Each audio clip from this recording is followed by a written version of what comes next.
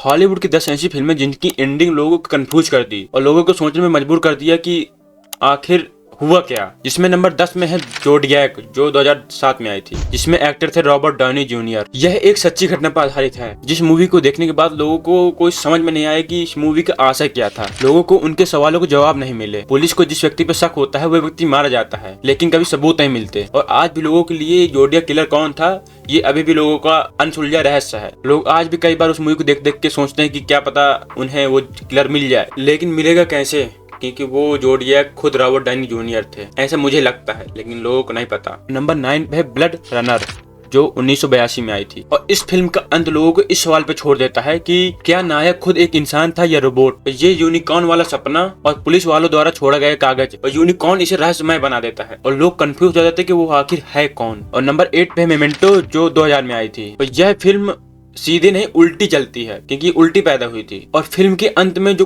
कहानी की शुरुआत है वो पता चलता है कि जो फिल्म का अंत है वो फिल्म की शुरुआत है, जो फिल्म की शुरुआत है वो फिल्म का अंत है।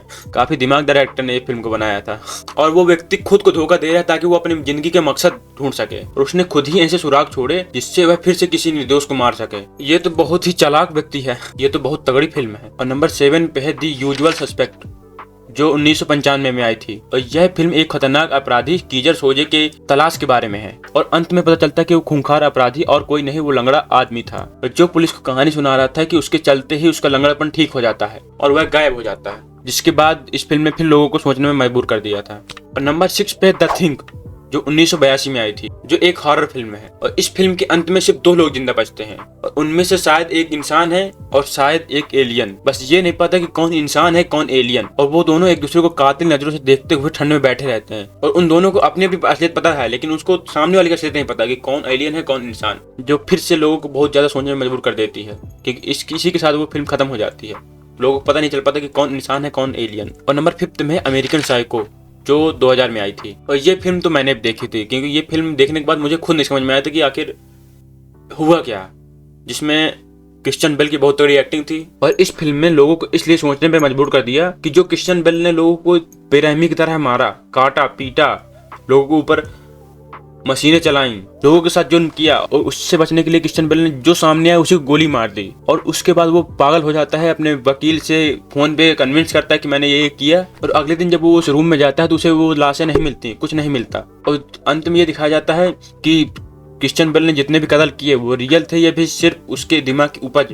तो जब वह यह सब कबूल करता है तो उसे यह एहसास होता है कि ये हुआ ही नहीं, या फिर लोग उसकी बातों पर यकीन नहीं कर रहे। और इसी के साथ फिल्म खत्म हो जाती है।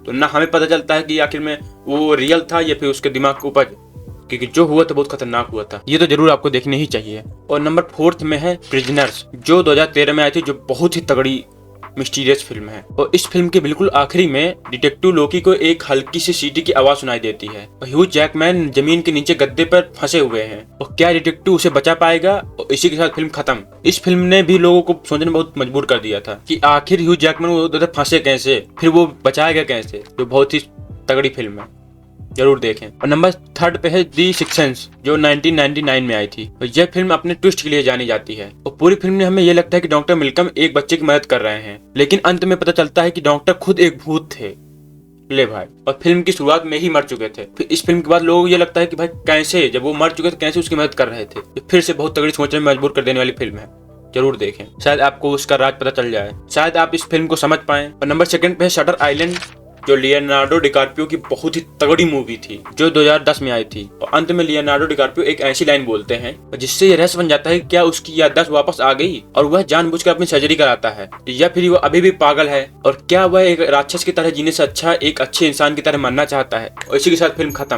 और लोग फिर कंफ्यूज हो जाते थे कि वो असली में कर रहा था या फिर वो खुद पागल था। जो बहुत तगड़ी फिल्म है, जरूर आप लोगों को देखनी ही चाहिए। ये तो जरूर पक्का देखनी चाहिए, जो आपके दिमाग को हिला कर रख देती कि कैसे ये हुआ, क्यों ये हुआ। नंबर 1 पे है Oscar winning movie Christopher Nolan की इंसेप्शन, जो 2010 में आई थी। और इस फिल्म के अंत में लियोनार्डो डिकार्पियो अपना लट्टू घुमाते हैं, और अगर लट्टू गिर जाए तो रियल है, अगर घूमता रहे तो सपना, और फिल्म वही खत्म हो जाती है।